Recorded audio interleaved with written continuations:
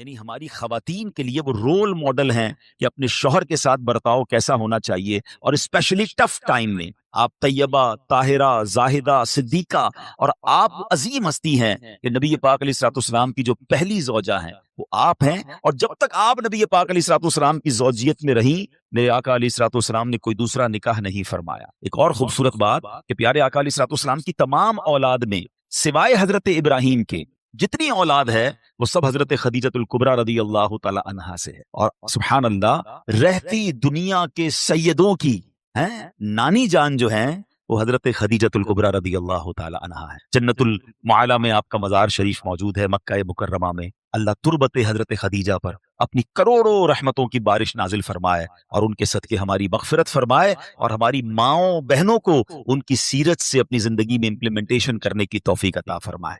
چونکہ بات خاندان نبوت کی ہوئی ہے، اور سبحان اللہ آئیے اسی خاندان کی نسبت سے میں ایک بڑا ہی ایمان افروز آپ کو واقعہ سناتا ہوں، جس ایک واقعے میں ہم سب کے لیے بہت کچھ ہے۔ ماجرا یہ تھا کہ مولا علی شیر خدا کرم اللہ تعالی وجہ الکریم کے گھرانے میں 5 افراد تھے، بی بی فاطمہ خاتون جنت، حضرت امام حسن، حضرت امام حسین، اور ان کا ایک غلام تھا، اس کا نام تھا حارث۔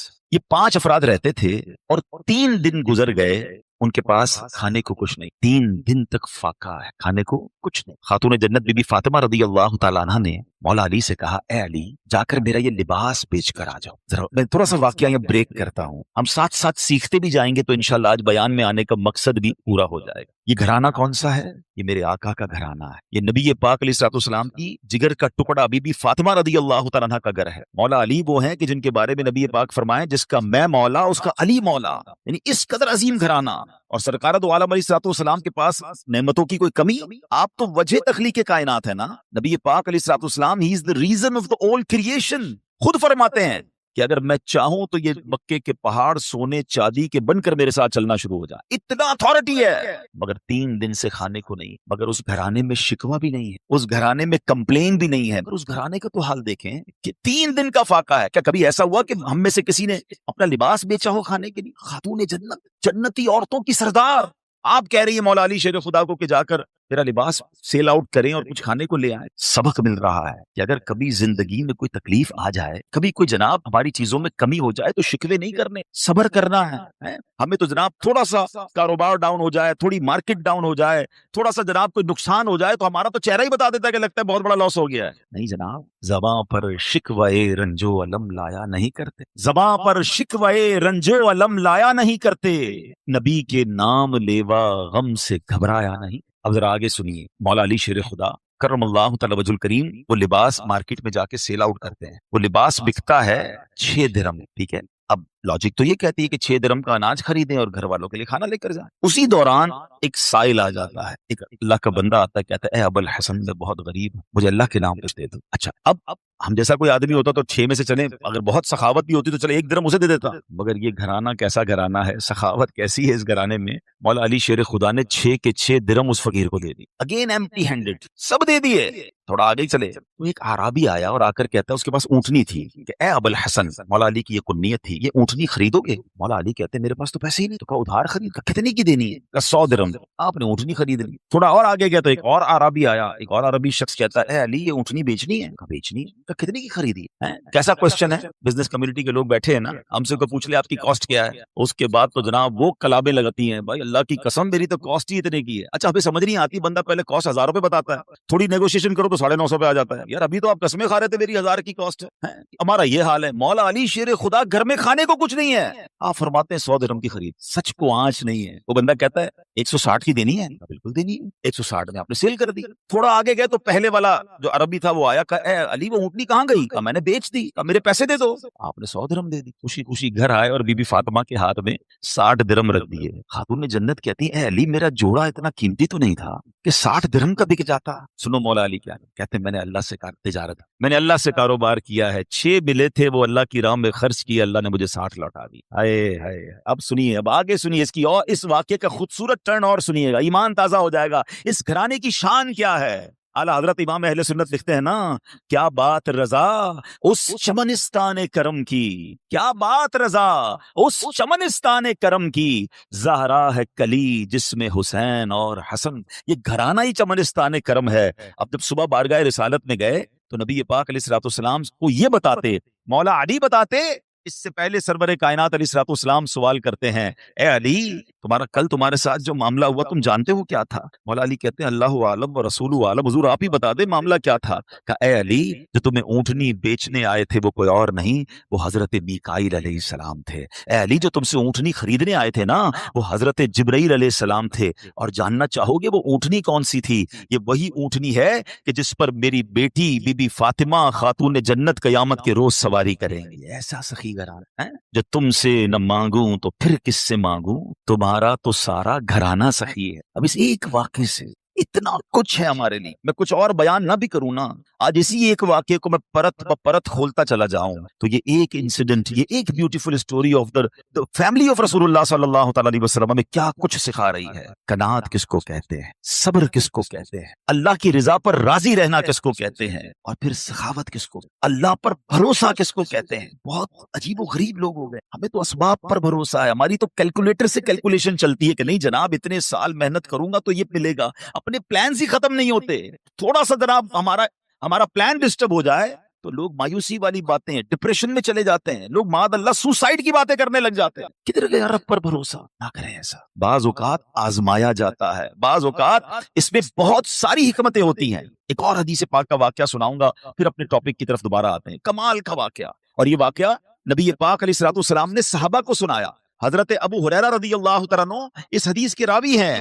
حضرت ابو ہریرہ کہتے ہیں کہ نبی پاک علیہ الصلوۃ والسلام نے ہمیں یہ واقعہ سنایا کہ بنی اسرائیل میں 3 شخص تھے۔ اب ذرا غور سے سنیے گا، ہم میں سے کئی لوگ ایسے ہیں جو پچھلے 5 10 15 سالوں میں اللہ نے ان کو بڑا عروج دیا ہے، اللہ آپ کو اور ترقی دے، آپ کے رزق حلال میں اللہ اور برکت دے، مگر غور سے سنیے گا۔ آقا علیہ الصلوۃ والسلام فرماتے بنی اسرائیل میں 3 لوگ تھے، اللہ کریم کو ان کی آزمائش مقصود ہوئی، ان کا ایگزامینیشن مقصود۔ وہ تینوں بندے کون تھے؟ اس میں ایک بندہ تھا جس کو برس کا مرض تھا، کوڑ کا مرض ہوتا ہے نا، ایک بندہ تھا جس کی آنکھیں نہیں تھی، نابینا تھا، اور ایک بندہ تھا جس کے بال ہی نہیں آتے تھے، گنجا تھا، اس کی تمنا بڑی تھی کہ بال آ جائے۔ تینوں کسی نہ کسی پرابلم، کسی کلیمٹی، کسی ڈیفیکلٹی میں۔ اللہ نے ایک فرشتہ بھیجا ان کے۔ سب سے پہلے فرشتہ گیا برس کے مریض کے پاس، جس کے جسم پر داغ تھے، عجیب و غریب اس کی جلد تھی، سکن تھی، لوگ اس سے دور ہٹتے تھے۔ اس نے برس کے مریض کو کہا کہ بھائی یہ بتاؤ تمہاری سب سے بڑی تمنا کیا؟ وہ کہتا ہے میری سب سے بڑی تمنا یہ میری بیماری دور ہو جائے، لوگ مجھ سے دور ہو جاتے ہیں، میری باڈی پر عجیب عجیب قسم کے داغ ہیں۔ فرشتے نے دعا کی، اس کے جسم پر ہاتھ پھیرا، اس کی باڈی بالکل ٹھیک ہو گئی۔ کہ یہ بتاؤ تمہیں مال کون سا اچھا لگتا ہے؟ تو وہ بندہ کہتا ہے کہ مجھے جو ہے وہ اونٹنی بڑی پسند ہے۔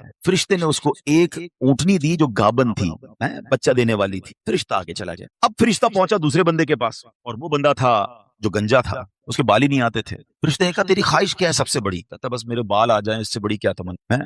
فرشتے نے اس کے سر پہ ہاتھ پھیرا، دعا فرمائی، اس کے بال آ گئے۔ تجھے مال کون سا پسند ہے؟ تو اس نے کہا کہ مجھے جو ہے وہ گائے بڑی پسند ہے۔ اس کو ایک گابن گائے، بچہ دینے والی گائے دی۔ 3rd پرسن کے پاس فرشتہ کیا، وہ کون تھا؟ اندھا تھا، مادرزاد، بائی برتھ بلائنڈ۔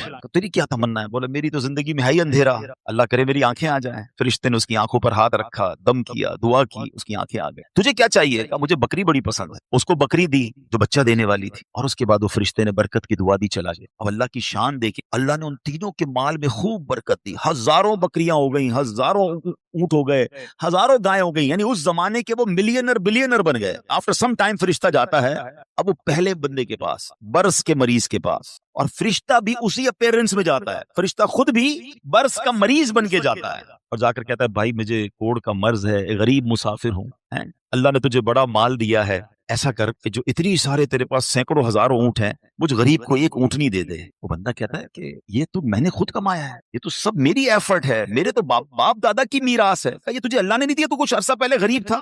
کہتا ہے نہیں کس نے کہا تجھے؟ میں تو پہلے سے ہی مالدار تھا، میرے تو فیملی کا یہ سارا مال ہے، یہ میں نے اپنی محنت سے کیا ہے۔ فرشتے نے کہا ٹھیک ہے، اگر تو سچا ہے تو ٹھیک ہے، اور اگر تو جھوٹا ہے تو اللہ تجھے پہلے جیسا ہی کر دے۔ فرشتہ دوسرے کے پاس گیا۔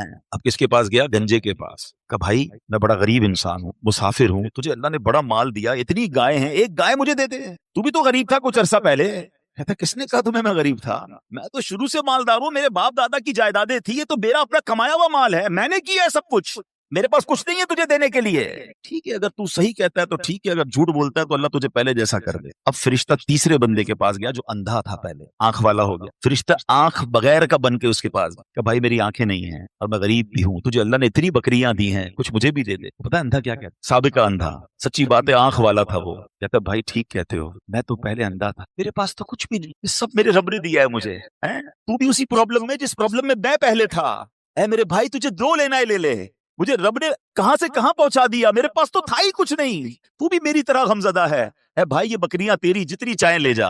فرشتہ کہتا ہے مجھے کچھ نہیں چاہیے, اللہ تیرے مال میں برکت ڈال دے, یہ تیری آزمائش تھی جس میں تو کامیاب ہو گئی. یہ حدیث پاک میں نبی پاک علیہ الصلوۃ والسلام نے واقعہ صحابہ کو سنا. آج سچ بتائیں ہماری کیفیت, ہم جب کچھ بن جاتے ہیں تو ہماری زبانوں پر یہ آتا ہے کہ یہ میں نے کیا ہے, یہ میرا کمال ہے, یہ میرے بیسٹ ڈیسیشن تھے, یہ میرا وقت پہ فیصلہ تھا, میں نے پراپرٹی اٹھا لی تھی تو جناب اتنے آگے پہنچ گیا.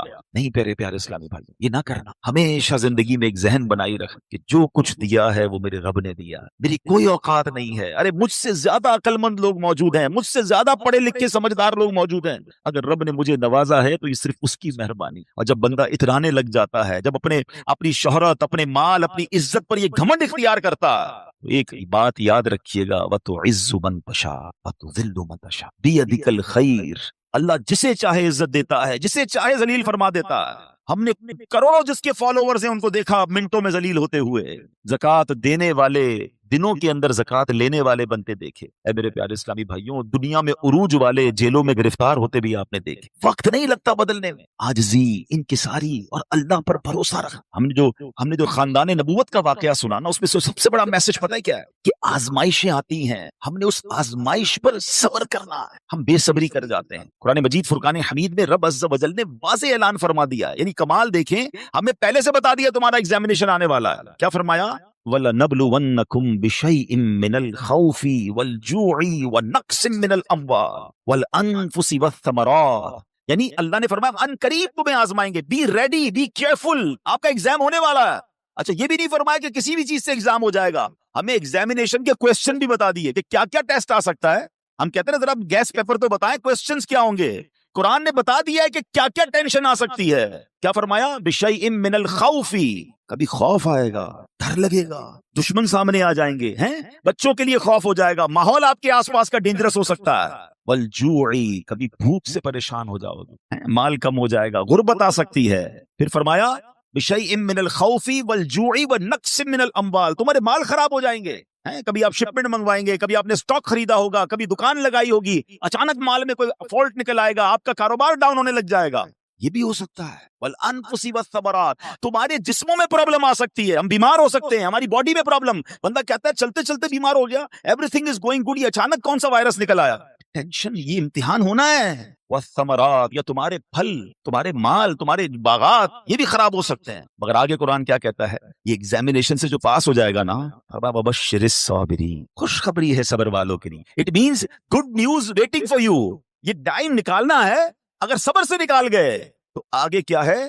خوشخبری موجود ہے. الذین اذا اصابتهم مصیبہ قالوا انا للہ وانا الیہ راجعون, کہ جب ان پر کوئی مصیبت آتی ہے تو وہ کیا کہتے ہیں؟ واویلا نہیں کرتے, کہتے اللہ ہی کا مال ہے, اللہ ہی کی طرف لوٹ جانا ہے. کاش یہ بات سمجھ آ جائے. جب بھی آپ کو فیل ہونا کہ یار چلتے چلتے معاملات ڈسٹرب ہو رہے ہیں تو بی پریپیئر کہ مجھ پر ٹیسٹ شروع ہو گیا اور میں نے فیل نہیں ہونا ہے, میں نے صبر کے ساتھ یہ مشکل وقت گزارنا ہے, اللہ پر بھروسہ رکھنا ہے, اللہ پر یقین رکھنا ہے. اب ہمارا پرابلم یہ ہے کہ جب کسی کو کہو بھائی صبر کرو تو ساری دنیا کو بتا کر کہتے ہیں جناب صبر ہی تو کر رہے ہیں. یہ صبر نہیں ہے. آج کل ایک جملہ بڑا مشہور ہے, لوگ کہتے ہیں اللہ آپ کو صبر جمیل عطا فرمائے, صبر جمیل پر اجر عظیم عطا فرمائے. ان کو روک کے پوچھو بھائی صبر جمیل کس کو کہتے ہیں؟ کہیں گے شاید کسی جمیل بھائی کا صبر ہوگا. یہ کسی جمیل بھائی کا صبر نہیں ہے. What is the definition of صبر جمیل؟ یہ ریکوائرڈ ہے. اور وہ کیا ہے کہ دو بندے بیٹھے ہیں, ایک پرابلم میں ہے, ایک پرابلم میں نہیں ہے, لیکن ان دونوں کو دیکھ کر آپ فیصلہ نہ کر سکیں کہ کون پرابلم, پتہ ہی نہ چلے, میرا چہرہ بھی نہ بتائے میں کسی تکلیف میں ہوں. ہاں یہ ہے صبر. ہمارا تو چہرہ ہی بتا دیتا بھی خیر تو ہے, کوئی بہت بڑا لگتا ہے پرابلم ہے, ہاں بس یار بڑی مشکل میں ہوں. اچھا جس کو بتایا کیا وہ حل کر دے گا؟ دنیا بھر کو بتانا ہے یار سر میں بڑا درد ہے, پیٹ میں بہت درد ہے, کاروبار بڑا ڈاؤن ہے, فیملی میں بڑے پرابلمز ہیں, نہ وہ ڈاکٹر ہے کہ علاج کر دے, نہ وہ کچھ ہمارا مسئلہ حل کر سکتا ہے. مگر جو صبر کا ثواب تھا نا, میں نے ضائع. صبر کا ثواب پتہ ہے کتنا ہے؟ سنیے گا. بلکہ میں ایک بڑی عجیب بات کرنے جا رہا ہوں, آپ کو حدیث پاک سناتا ہوں. بعض اوقات لوگ, ہم جیسے گناہگار آدمی کو یہ خیال تو نہیں آنا چاہیے, لیکن شیطان ہے نا, کبھی خیال ڈال دیتا ہے یار میں نماز بھی پڑھتا ہوں, روزے بھی رکھتا ہوں, صدقہ خیرات بھی کرتا ہوں, مشکلیں حل نہیں ہو رہی. سنو اب 2-3 حدیثیں آپ کے سارے پرابلم سالو کر دیں گی. حدیث پاک کا مضمون ہے, اللہ کے حبیب علیہ الصلوۃ والسلام فرماتے ہیں کہ اللہ جب کسی بندے سے محبت کا ارادہ فرماتا ہے اس پر آزمائشوں کی بارش بھیج دیتا ہے نا. عجیب بات ہے, اللہ مجھ سے پیار بھی کرے اور مجھ پر آزمائشیں بھی بھیجے. حدیث کا اگلا حصہ اس کو پراپر ایلوبریٹ کرتا ہے, ڈسکرائب کرتا ہے کہ مشیت الہی یہ ہوتی ہے حدیث کا خلاصہ ہے کہ اللہ کی رضا یہ ہوتی ہے کہ اللہ بندے نے جو دنیا میں گناہ کیے ہیں نا، خطائیں ہو گئی ہیں میرے بندے سے، اس پر کچھ آزمائشیں بھیجوں، یہ صبر کرے تو پھر میری بارگاہ میں آئے تو اس کے سارے گناہ معاف ہو گئے ہوں، میں سے جنت میں داخل کر دوں. یعنی یہ آزمائشیں تو مجھے میرے گناہ معاف کروانے آ رہی تھی، میرے اللہ کی بارگاہ میں مجھے اللہ سے قریب کرنے آ رہی تھی، اور میں نے واویلا کر کے، میں نے شکوے کر کے وہ سارا ثواب ضائع کر دیا. ایک اور حدیث پاک سنیے. اللہ رب العالمین کی بارگاہ میں بندے کا کوئی مرتبہ لکھا ہوتا ہے، ٹھیک ہے، اور بندہ عبادت کے ذریعے روزے رکھ کر، نمازیں پڑھ کے، تلاوت کر کے وہ وہاں نہیں پہنچ پا رہا ہوتا. اللہ چاہتا ہے کہ یہ بندہ اس رینک تک پہنچ جائے. اللہ اس پر آزمائش بھیجتا ہے تاکہ میرا بندہ صبر کر لے تو اس کو وہ مرتبہ عطا ہو جائے. ہائے ہائے، یعنی آزمائش مجھ پر میرے رینک بلند کرنے، میرے درجے بلند کرنے آئی، اور ہائے میری بے صبری کہ میں نے وہ سب ثواب ضائع کر. نہ کریں میرے پیارے اسلام. مشکلیں آتی ہیں. اچھا پھر پتہ ہے پرابلم کیا ہے؟ ہمارا ایک اور بڑا ایشو ہے، ہم کسی کو مسکراتا دیکھتے ہیں، کسی کو اچھے کپڑے دیکھ لیتے ہیں، کسی کی بڑی گاڑیاں دیکھ لیتے ہیں، کسی کا بڑا گھر دیکھ لیتے ہیں، ہمیں لگتا ہے یار یہ کتنا مزے میں ہے یار، میں ہی اکیلا پریشان ہوں. یہ آپ کی بھول ہے. ایک بات یاد رکھیے گا، زندگی کی گاڑی مسائل کے پہیوں پر ہی چلتی ہے. امیر کے مسئلے اور ہیں، غریب کے مسئلے اور ہیں. شہرت جس کو ملی ہے نا، اس کے پرابلمز اور ہیں. جو غیر معروف ہے اس کی پرابلم اور ہے. زمانے میں ہر کسی کو کچھ نہ کچھ ایشو ضرور ہے. یہ نہ سمجھے کہ یار یہ اتنا مسکرا رہا ہے، کیا پتہ اس مسکراہٹ کے پیچھے کتنے دکھ چھپائے بیٹھا ہے. آپ یقین کریں، بلیو کریں، ایسا نہیں ہے کہ سب لوگ 100% خوشحال ہیں. پرابلم سب کے ساتھ ہوتے ہیں. ابھی میں کیا بتاؤں آپ کو، ہمارے پاس تو لوگ دعائیں کروانے آتے ہیں نا، ایسی پرابلم بتاتے ہیں کہ پیروں سے زمین نکل جاتی ہے. بعض اوقات ہم اتنے بڑے گھر میں جاتے ہیں، اس کی گاڑیاں کروڑوں روپے کی کھڑی ہیں، ان سے ملاقات ہوئی، وہ کہتے ہیں حضرت آپ سے الگ سے دعا کروانی ہے. جب وہ بیچارہ اپنا مسئلہ بتاتا ہے نا، ہمیں لگتا ہے یار ہمارا تو غم ہی کچھ نہیں ہے، یہ کتنی بڑی آزمائش سے گزر رہا ہے، کتنی بڑی پرابلم سے گزر رہا ہے. میں آج کی آپ کو مثال دیتا ہوں. ایک ہمارے بہت اچھے بھائی تھے، آج سے کچھ عرصہ پہلے انہوں نے ہمیں ایک ماشاءاللہ پراپرٹی دعوت اسلامی کے لیے بچیوں کے مدرسے کے لیے دی، اور اس کے چند دنوں بعد ان کا وصال ہو گیا. ان کو بیچاروں کو کینسر تھا. میں ان کے گھر پہ دعا کرنے گیا. ان کے بیٹے نے مجھ سے جب گلے لگانا تو بیٹا رونے لگا. اچھا میں سمجھا کہ بیچارہ اپنے والد کو یاد کر کے رو رہا ہے، ظاہر ہے 16 دن پہلے انتقال ہو. اندر گئے، دعا کی، اس کے بعد میرے کان میں کہتا ہے کہ عبدالرحیم بھائی اس وقت میری زوجہ ہاسپٹل میں. کیا ہو گیا؟ کہ میری وائف کو بلڈ کینسر ہو. والد کا کینسر میں انتقال ہوا. اللہ نے بڑا نوازا ہے ان کو، جیولرز ہیں. لیکن میں یقین کریں، میں آپ کو سچ بتا رہا ہوں، میں گاڑی میں بیٹھ کے میں بھی رونے لگا، کیونکہ وہ بندہ جب مجھے چھوڑنے آیا نا، پھر میرے گلے لگ کے رو رہا تھا. میں سوچنے لگا یار کتنا دکھ ہے لوگوں کو، اللہ نے کتنی بڑی ہم پر مہربانیاں کی ہیں. اگر مجھے کوئی بڑی بیماری نہیں ہے، میرے بچے میرے ساتھ ہیں، میری فیملی میرے ساتھ ہے، نہیں چاہیے یار دنیا کے سارے اللہ تللے، نہ ملے اتنی ساری لگژریز، صحت سے بڑھ کے کچھ نہیں ہے، مگر ہمیں اس کی قدر ہی نہیں ہے، ہمیں اس کی کوئی اہمیت کا اندازہ ہی نہیں. پوچھو ان سے، کروڑوں روپے ہیں مگر علاج نہیں ہو پا رہا، ڈاکٹر بعض اوقات مایوس کر دیتے ہیں. کتنا تکلیف میں ہیں لوگ. ہم ہیں کہ چھوٹی چھوٹی باتوں پر بے صبری. صبر تو کریں، اللہ کی رضا پر راضی تو رہیں. میں نے آپ کو خاندان نبوت کا واقعہ سنایا، ارے کھانے کو کچھ نہیں ہے مگر شکوہ نہیں. کاش یہ بات ہمیں سمجھ آ جائے اور ہم ہر حال میں اللہ کا شکر ادا کرنے والے. اور ایک اور میں آپ کو بات بتاؤں، ہم جو دنیا والوں کو بتاتے ہیں نا، ہوتا کچھ نہیں ہے اس سے. مت بتایا کرو، صحیح بتاتا ہوں، مت بتایا کرو، اپنے غم مت بتایا کرو، ثواب بھی چلا جاتا ہے. اور بعض اوقات یہ دنیا والے نا ہمارا مذاق بھی اڑاتے ہیں. ہم جب کسی کو اپنا پرابلم بتاتے ہیں نا، ہمارے سامنے تو بڑے اچھے بنتے ہیں کہ اچھا ٹھیک ہے میں کرتا ہوں کچھ. بعد میں جا کے دنیا میں باتیں کرتے، آیا تھا میرے پاس، اس کا یہ مسئلہ ہے، ہاں باتیں بڑی کرتا ہے، بڑی پرابلم میں ہے. کیوں بتاؤں میں دنیا والوں. وہ نعت کا شعر ہے نا، کسی کا احسان کیوں اٹھائیں، کسی کو حالات کیوں بتائیں. کیوں بتاؤں میں دنیا والوں کو مجھے کیا غم ہے نا. میرے آقا سلامت رہے ہیں، اللہ کے حبیب علیہ الصلوۃ والسلام ہیں، اور رب عز و جل کی بارگاہ ہے، میں ادھر عرض کروں نا. کسی کا احسان کیوں اٹھائیں، کسی کو حالات کیوں بتائیں. آقا تم ہی سے مانگیں گے تم ہی دو گے، تمہارے در سے ہی لو لگے. ہاں اللہ رسول کی بارگاہ میں عرض کیا، ادھر آنسو بہاؤ، نہ بتاؤ دنیا والوں کو. ایک اور کمال کا شعر ہے کہ دنیا والے تو درد دیتے، دنیا والے تو درد دیتے ہیں، زخمی دل کی دوا مدینہ ہے. تو جب دنیا والوں نے کوئی ہمارا بھلا کرنا بھی نہیں نا، ان کے ہاتھ میں ہے. شفا دینے والی ذات میرے رب کی، برکت دینے والی ذات میرے رب کی، تو اللہ سے ہی باتیں کرو نا. تو آج سے یہ ذہن بنا لے میرے پیارے اسلامی بھائی، مشکل آنی ہے تو صبر کے ساتھ وہ وقت گزارنا ہے، اللہ کی رضا پر راضی رہنا ہے. وہ بڑا کریم ہے، وہ اپنے غیب کے خزانوں سے آپ کو عطا فرمایا. توجہ بیان کی طرف رکھیے گا. اور اب آتے ہیں اس پورے واقعے سے ایک اور خوبصورت بات جو ہمیں سیکھنے کو ملی، اور وہ بات کیا ہے کہ نبی پاک کے خاندان کی سخاوت کیسی تھی. مولا علی شیر خدا کے پاس صرف 6 درم تھے، آپ نے وہ سب کے سب دے دی. مگر آج حال یہ ہے کہ لوگ اپنی زکوٰۃ ادا نہیں کرتے. آج زکوٰۃ لوگوں کو بھاری پڑنے لگ گئی ہے. جب کیلکولیٹ کرتے ہیں کہ جناب کروڑوں روپے زکوٰۃ، تو اس کے بعد ان کو بھاری لگتی ہے. نہ کریں ایسا. یہ زکوٰۃ مال کا میل ہے، اور اگر یہ مال کا میل آپ کے مال سے جدا نہ ہوا تو یہ آپ کے مال کو بھی میلا کر دے گا. ایک بات یاد رکھیے گا، سرکار دو عالم صلی اللہ تعالی وسلم کا یہ فرمان ہے अपनी ज़कात अदा करके अपने माल को मजबूत कलओं में कैद कर लो। अगर मैं और आप चाहते हैं ना कि मेरी आपकी प्रॉपर्टी सिक्योर रहे, हमारे हमारे मालो असबाब सिक्योर रहे, तो हदीस पाक में तो फार्मूला मौजूद है कि अपने माल को ज़कात देकर मजबूत कलओं में कैद कर लो। लेकिन यहाँ ज़कात देने के लिए तैयार नहीं लोग, लमसम निकाल देते हैं, कैलकुलेट नहीं करते। याद रखिए, ये माल ही अजाब बन जाएगा अगर आप ज़कात पूरी अदा नहीं करते। अगर हमारे पाकिस्तान में सारे सरमायादार कुछ ना करें, अपनी ज़कात पूरी अदा कर दें, सारे जमींदार अपनी ज़कात पूरी अदा कर दें, आप अपनी आंखों से देखेंगे कि गुर्बत कितनी जल्दी खत्म होती चली जा रही है। मैंने एक बार कैलकुलेशन की, जरा सुनिएगा। पाकिस्तान ज़राई मुल्क है, ठीक है, और उसकी ज़राअत की जो कैलकुलेशन है वो इंटरनेट पर मौजूद है। You can search with yourself. आप चेक कर लें कि 2023 में पाकिस्तान की टॉप 20 क्रॉप्स कौन कौन सी हुई हैं। आप इंटरनेट पर खुद ढूंढ लें, आपके सामने उस क्रॉप की कैलकुलेशन भी आ जाएगी कि इतने मिलियन टन, इतने जनाब करोड़ केजी जो है वो गंदुम हुआ, तो कॉटन हुआ, तो फ्रूट्स हुए, तो शुगर हुई। पाकिस्तान को अल्लाह ने बड़ा नवाजा। शरीयत का हुक्म क्या है? जिस अल्लाह रसूल की हम बात कर रहे हैं, जिस इस्लाम को हमने कबूल किया है, शरीयत का हुक्म यह है कि अगर आपकी फसल उगती है तो उस फसल में अगर बारिश का पानी है और आप अपना पानी परचेज नहीं कर रहे और सिर्फ बारिश से आपकी फसल उग रही है, तो जितनी फसल उगी 10% उशर, क्या कहते हैं, 10वें हिस्से को, वो आपने निकाल देना है अल्लाह की राह में। वो गरीबों का हक है, वो ज़कात है ज़मीन की। और अगर आप पानी ट्यूबवेल वगैरह से लेते हैं, पैसों से खरीदते हैं, तो 5%। आप बिलीव करें, मैं बैठा कैलकुलेटर लेकर कि पाकिस्तान की टॉप 10 क्रॉप्स कितनी होती हैं, उसकी मालियत कितनी है, उसकी वैल्यू कितनी है, वो मैंने बनाई और उसका 5% लगाया, जो देना ही देना है। आप यकीन करें, वो भी खरबों रुपए में बन गया। ये खरबों रुपए कहाँ है? अगर हम ज़कात देते तो कितने गरीबों का भला हो जाता, कितने घर खुशहाल हो जाते। अच्छा, ये तो सिर्फ जमीन की ज़कात है, प्रॉपर्टीज की ज़कात अरबों खरबों रुपए के लोग मालिक हैं, मगर जब कैलकुलेटर चलाते हैं ना, ओए होए होए, ज़कात जनाब 10 करोड़ रुपए बन जाएगी, तो फिर भारी लगती है। अल्लाह के बंदे, अल्लाह ने 4 अरब दिए हैं तो 10 करोड़ ज़कात है ना, टेंशन काहे की है? शुक्र अदा करो, अल्लाह ने देने वाला बनाया, मांगने वाला नहीं बनाया। मगर आज ज़कात भारी पड़ गई है। आपको पता है कारून क्यों दसाया गया था? कारून ये हजरत मूसा का कजन था, ये तौरात का आलिम था और बड़ा बड़ा आलिम दीन था, मगर जब हज़रत मूसा ने उसको ज़कात का हुक्म दिया ना, उसके पास कितने पैसे थे कि कुरान कहता है उसकी खजानों की चाबियां एक जमात लेकर चलती थी। खजाने नहीं, सिर्फ कीज ऑफ द ट्रेजर, इतना खजाना था। मगर क्या हुआ ये कि जब हज़रत मूसा ने उसको कहा, अच्छा उस जमाने पता है ज़कात कितनी थी? अभी तो 100 पे 2.5 है ना, 1000 पे 1। आपने फरमाया हर 1000 पर 1 तुमने ज़कात देनी है। उसने कैलकुलेट किया तो बहुत बनते थे। हजरत मूसा के खिलाफ हो गया, ज़कात का इनकार किया, अपने खजानों के साथ जमीन में धसा दिया गया। प्लीज खुदा के वास्ते इस आवाज को सब मिलकर आगे बढ़ाएं। मैं तो ये समझता हूं, जिस तरह हम नमाज की बात करते हैं कि नमाज पढ़ो, ज़कात दें, बेशक किसी को भी दें, जो हकदार है उसको दें, मगर ज़कात पूरी दें। पाकिस्तान खुशहाल हो जाएगा, गरीबों का भला हो जाएगा।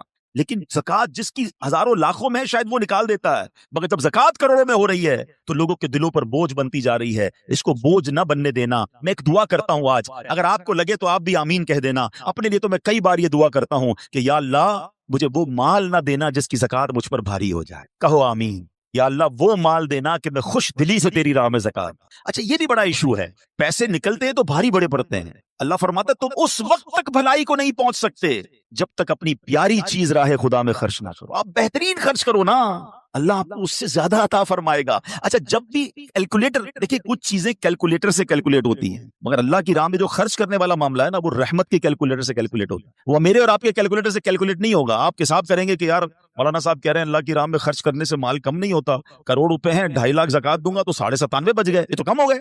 आप इसको कहीं नोट कर लीजिए, अगले साल आप करोड़ रुपए की ज़कात नहीं दे रहे होंगे, आप उससे ज्यादा की ज़कात दे रहे होंगे। ये कैसे?